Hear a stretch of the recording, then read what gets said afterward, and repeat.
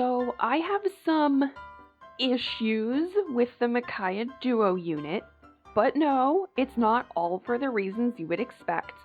Rather than letting this eat away at my soul and make me bitter, I figured I'd air all my grievances together in one all-inclusive video.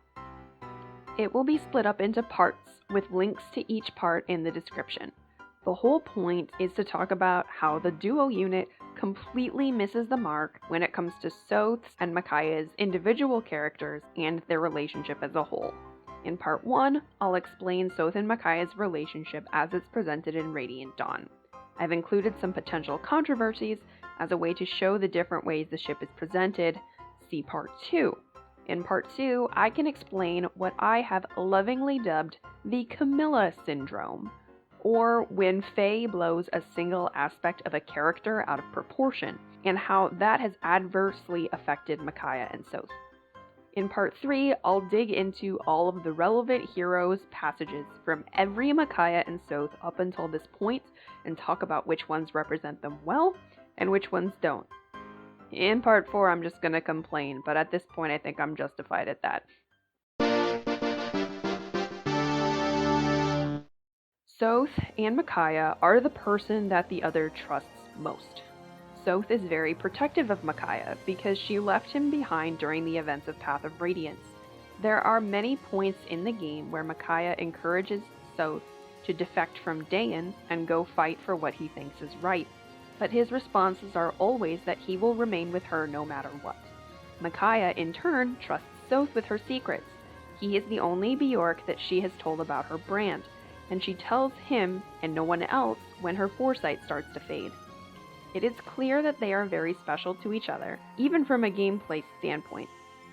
They are the only pair to come pre-packaged with an A support level, and if you leave that be, they will get married at the end of the game.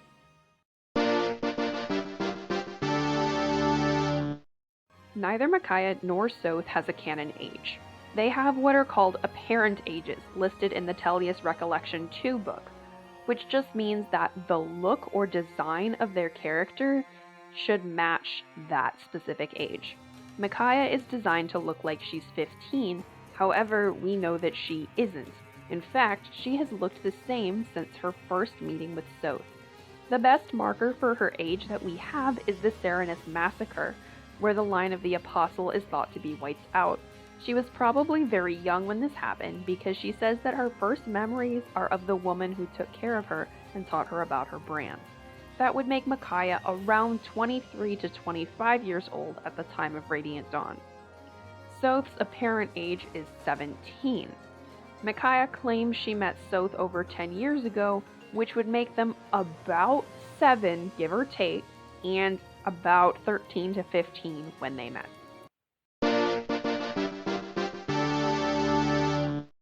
From what I've heard, the sibling-like bond that Sothe and Micaiah share is way more prevalent in the Japanese script.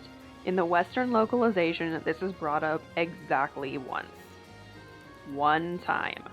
And in this one instance, it's very clear that Sothe and Micaiah don't actually see each other as brother and sister. It's just a cover that Micaiah uses to protect them. Disclaimer, personally, this is the reason that the ship is off-putting to me, but I'm going to do my best to be as unbiased in my presentation of these canon events as I can. Micaiah and Sothe traveled together for a while, around 7 years, until Micaiah tried to leave him, fearing the curse of her branded blood.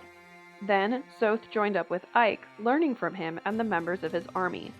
Sothe has a support conversation with Tormod, where Tormod is trying to become Sothe's friend, but Sothe isn't having it. Eventually, Tormod reveals that he's being so pushy because Muraim is sad that he doesn't have any Bjork friends. This changes Sothe's opinion, since Muraim is like a father to Tormod, and Sothe has someone who's like a parent to him as well. The idea of Micaiah being a parent figure to Sothe is scrapped by Radiant Dawn. However, there is one scene where Micaiah is examining Sothe's hands and comments on how big they are compared to when they first met. That is the only line in the game that even remotely implies a parent-child bond.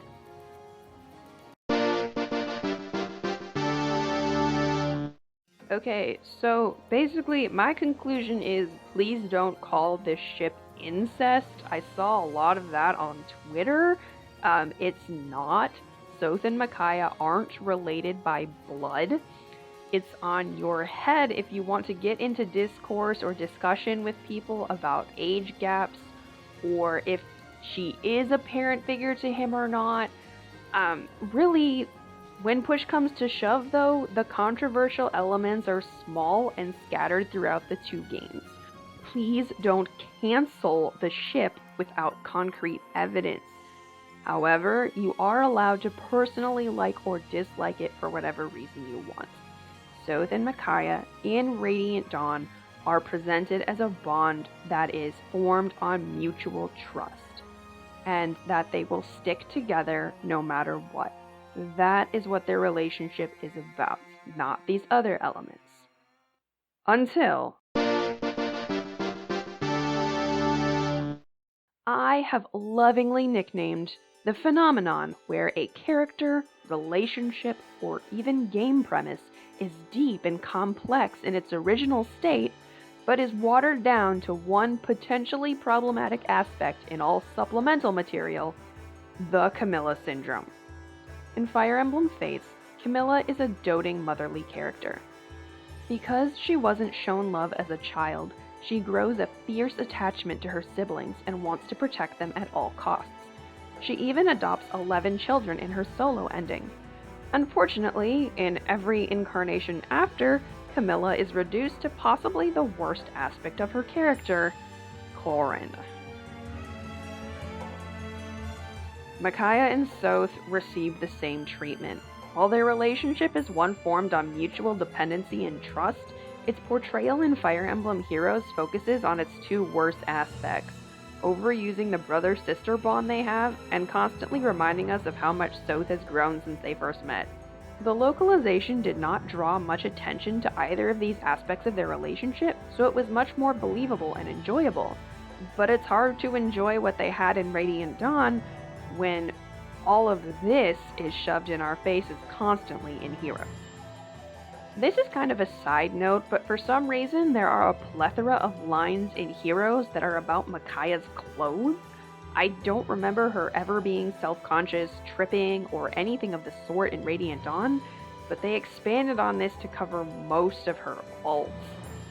So it's, I guess, become a defining characteristic of her to be clumsy and uncomfortable with her outfits. I don't know why they're wasting good lore potential opportunities on this, but whatever.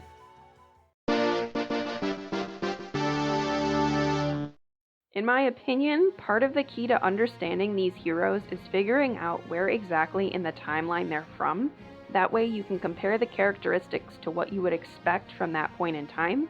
Part of my discussion on these units will mention the timeline and where I think the characters fit. Please take these with a grain of salt. It's my opinion based on what I've seen.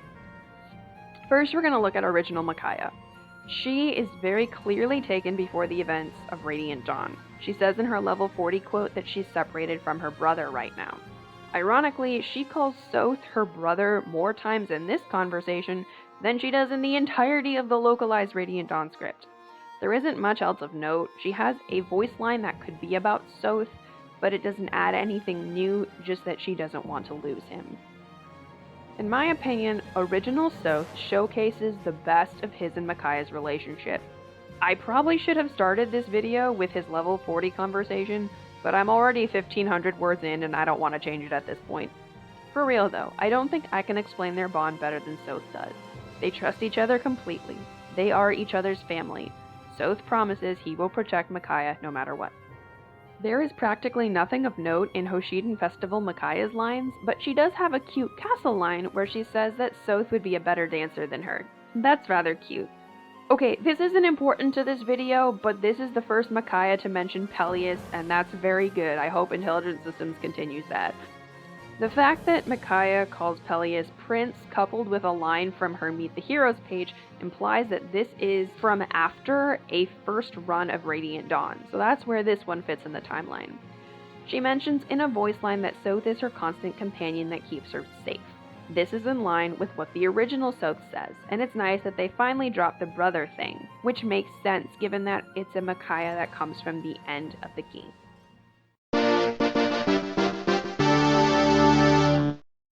This is where the fun begins.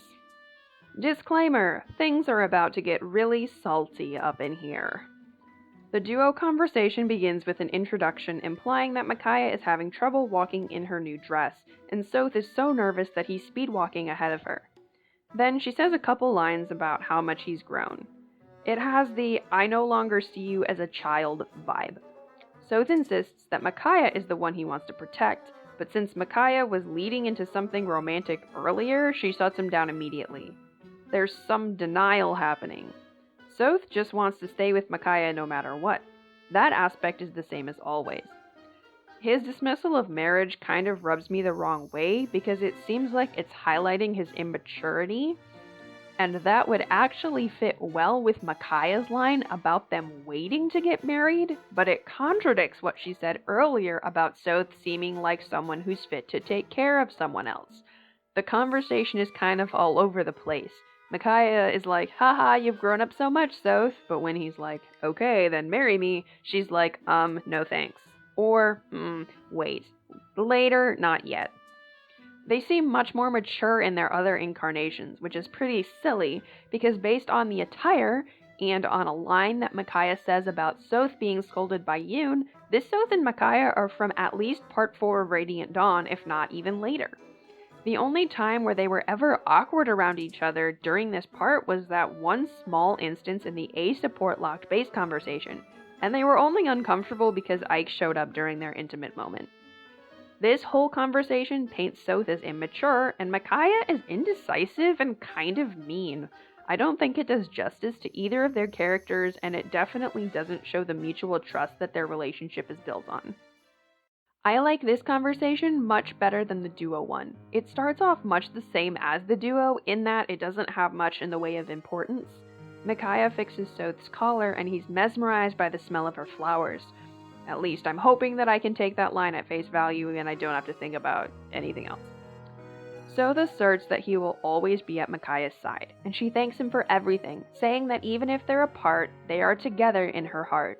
This fits well with the end of the A support lock base conversation, where Micaiah confides in Ike, saying that she did have plans to leave Dayan after the war, but now she's going to stay with Sothe. This Micaiah is still wrestling with those feelings, but Sothe holds fast, promising to stay with her. This is in character for both of them. It feels natural and organic. I am going to start out by saying that this conversation horribly misrepresents their relationship, especially the closing dialogue, which at the time of recording isn't officially out yet, but you can read the script on the wiki. I'll link it in the description. Everything I said about how the level 40 was good gets undermined by this Tempest dialogue. The intro conversation, like most of the duo hero, is pretty generic. They're talking about their clothes, and Sothe is expressing discomfort because everyone is pairing off as couples, and that would make him and Micaiah one as well. What really rubbed me the wrong way about this dialogue set is that Micaiah says that Sothe is always keeping secrets. Since when? Sothe is very blunt. He tells Micaiah everything. Anytime he disagrees with her, he lets her know. He doesn't hide things from her.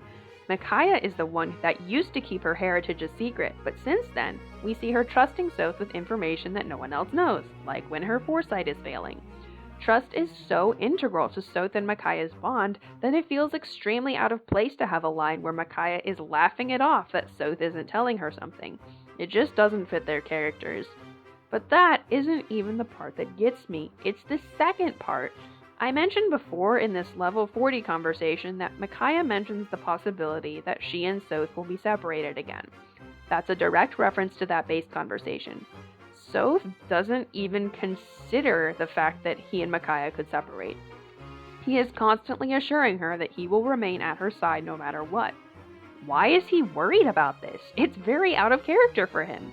I guess the only consolation that I could take from this line is that they could have went with the "we're too much like siblings" route, or something like Virian and Church's support from Fire Emblem Awakening, where Church implies they're too close of friends to be romantically involved, I suppose it could have been worse, but this line is pretty bad. It contradicts Sothe's whole character. Micaiah then talks about how much time the other couples have on their hands to be together.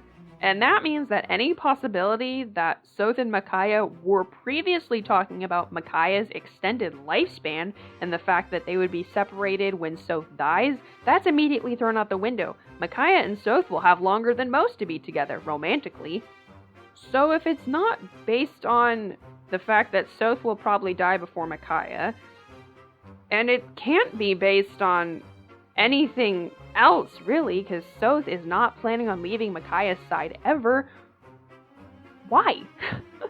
Why are they worried about being separated? It doesn't make sense. Micaiah keeps talking about the final farewell, or the future, which is ridiculous, because Sothe promised to be by Micaiah's side always. And if you are looking at just the duo hero itself, Micaiah wants Sothe to ask her to marry him in the future. Why are they worried about being separated in the future if she wants him to propose in the future? Why is the future their enemy? Why are they worried?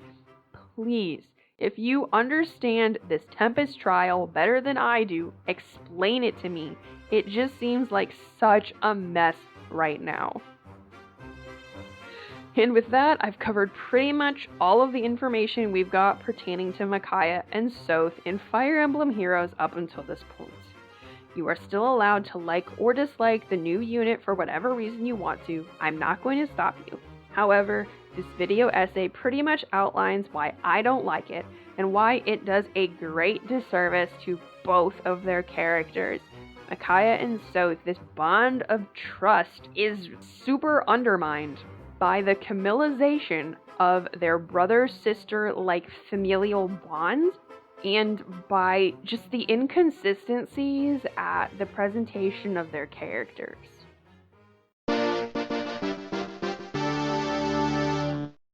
Okay, so if you're not about Micaiah and the Black Knight as a ship, you can stop watching at this point, because I'm basically just gonna go completely unhinged at all of the body blows this alt gave this ship's fans, and it's this ship specifically. Other Micaiah ships aren't being dealt this dirty, and I'm really happy that the shippers don't have to suffer like we are. Sothe and Micaiah as a ship has its own merits from stuff that actually happens in canon. I spent a whole video talking about this. Unfortunately for everyone involved, Intelligent Systems decided that Sothe wasn't good enough for this alt and he needed some help. So one of his lines isn't his at all. It's Zelgius's. Really? Really? They couldn't think of anything for Sothe to say, so they gave him a line from a different character instead? Sothe deserves better than this. Sothe has his own character and his own merit, and how? Why would you give him a line from a character that's not even him?